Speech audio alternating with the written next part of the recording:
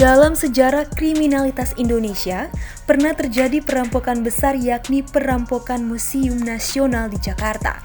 Peristiwa ini jadi berita besar karena sasarannya adalah koleksi perhiasan museum yang tak ternilai harganya.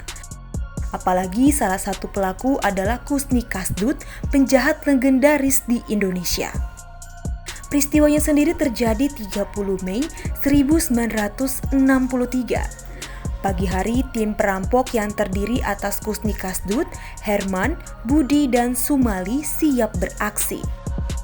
Kala itu mereka akan merampok memakai seragam polisi lengkap dengan sebuah mobil jeep hasil curian.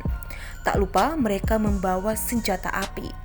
Kasdut membawa Vickers buatan Jerman, Sumali membawa Vickers buatan Jepang, sedangkan Budi dan Herman hanya membawa pisau belati. Para penjahat berpakaian polisi itu sampai di museum pagi-pagi sekali. Karena berpenampilan layaknya petugas keamanan, mereka didahulukan untuk masuk museum oleh penjaga.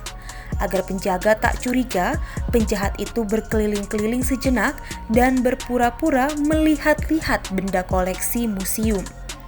Baru setelah penjaga mulai lengah, keempatnya menuju lantai atas tempat ruang perhiasan. Namun ternyata di ruangan perhiasan ada dua penjaga yang bertugas.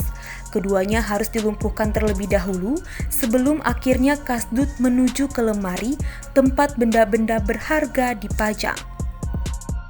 Lemari pajangan dibobol menggunakan obeng besar yang sudah disiapkan oleh Kasdut.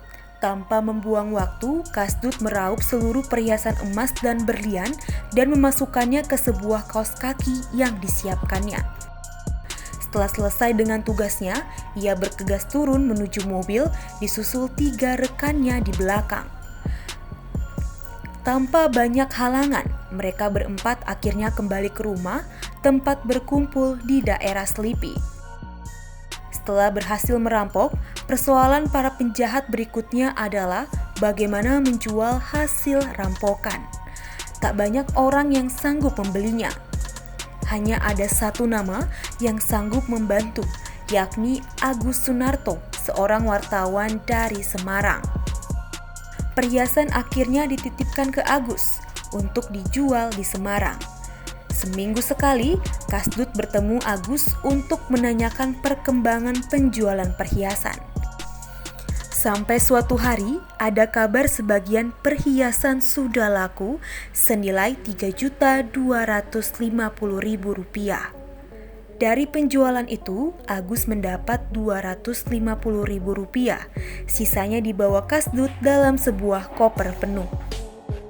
Selama 2 bulan, Kasdut terus berhubungan dengan Agus untuk mengecek sisa penjualan perhiasan. Sampai suatu hari, Kasdut datang, di rumah Agus sudah menunggu sejumlah polisi untuk menangkapnya. Kasdut kemudian dibawa ke kantor polisi di Jalan Pemuda Semarang. Sayangnya, polisi sempat lengah saat memeriksa Kasdut. Ia berhasil kabur bahkan menembak polisi pakai senjata api. Akan tetapi di luar kantor polisi, Kasdut kebingungan karena tak ada kendaraan yang bisa membawanya kabur. Ia malah ditangkap lagi setelah berkelahi dengan seorang tentara yang kebetulan melintas. Uang hasil rampokan dan sisa perhiasan di dalam koper akhirnya berhasil didapatkan lagi dari istri Kasdut. Istri Kasdut akhirnya ikut dihukum 2 tahun penjara. Sementara Kasdut mengakhiri petualangannya hingga akhirnya dihukum mati di Gresik tahun 1980.